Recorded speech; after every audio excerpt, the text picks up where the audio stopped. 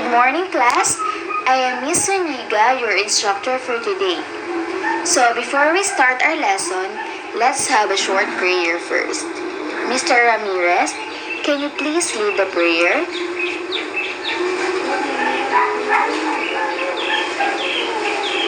Amen. So, before you take your seats, can you pick up the piece of paper under your chair and arrange your chair properly? Okay, you may now take your seat. So let's have checking of attendance. Miss President, who are absent today? Very good. You don't have absent. So how's your day going so far, class? That's great to hear. Okay. Let's have first an activity.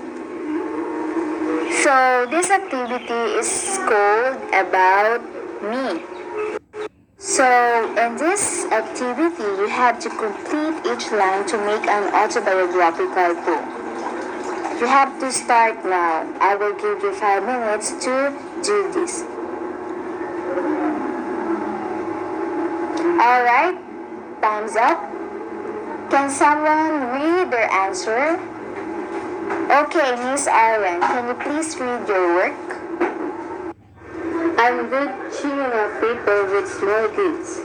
I used to run in the school, but now I'm using a computer in my lesson. I am Aaron Alagimara. If you have a talent special singing, then I ask you to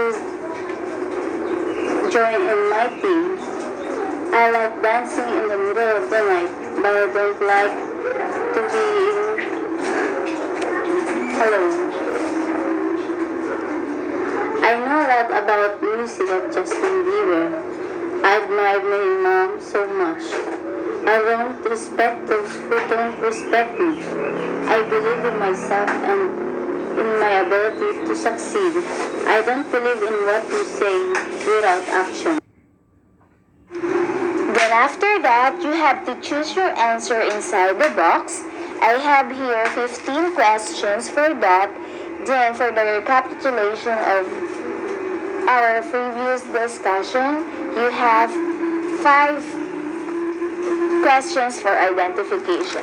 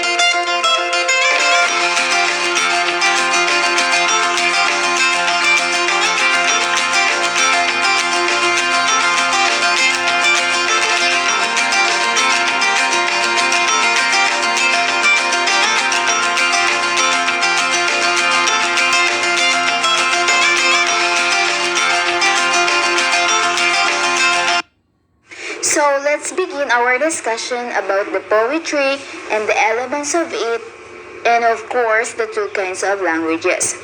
Okay, when you hear the word poetry, what it comes to your mind?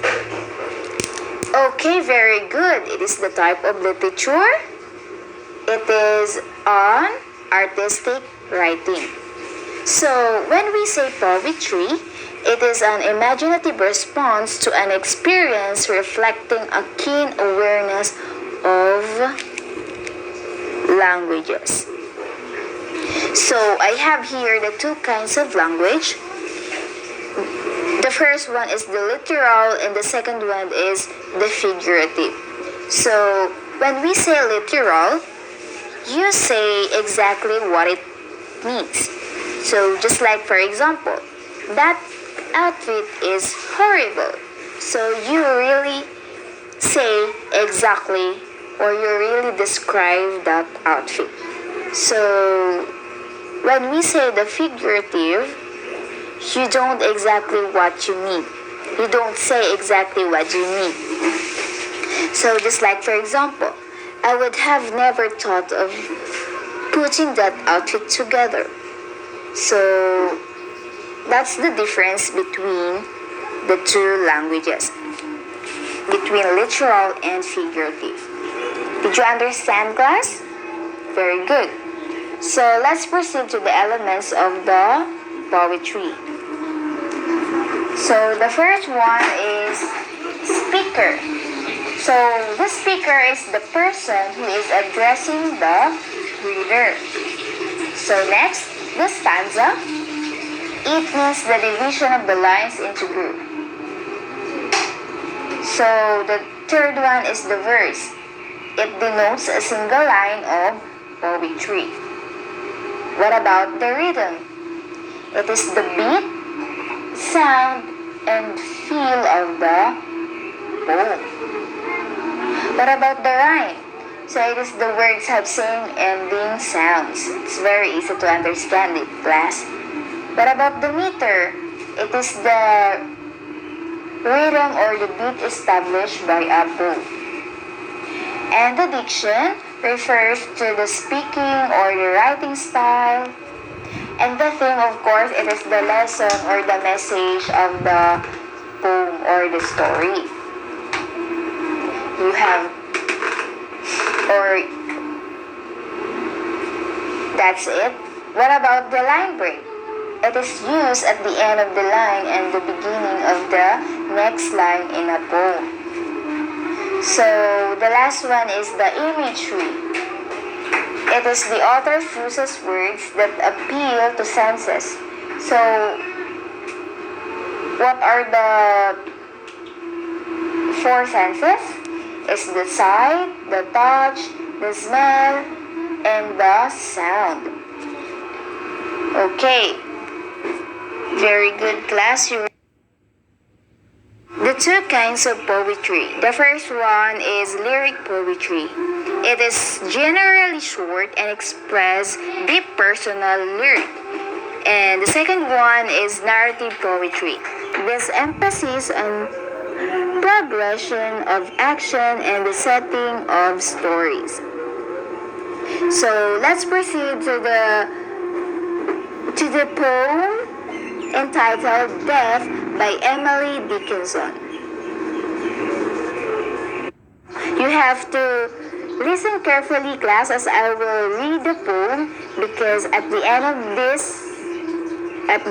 this, I have here some questions regarding with the poem. Death by Emily Dickinson. Because I could not stop for death, he kindly stopped for me. The carriage held but just ourselves and immortality. We slowly drove, he knew no haste, and he had put away my labor and my leisure too for his civility. We passed the school where children strew, at recess in the ring. We passed the setting sun, or rather, he passed us. The dews grow quivering and chill, for only gossamer, my gown, my tippet only two. We paused before a house, let's see. A swelling of the ground, the roof was suddenly visible. The cornice but a mound.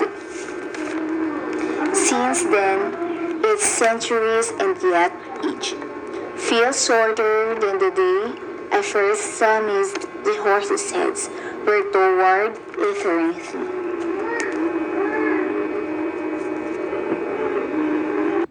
Question. What do you think the word drive symbolizes and why do you think it is repeated in the third and the fourth stanza? Okay, Miss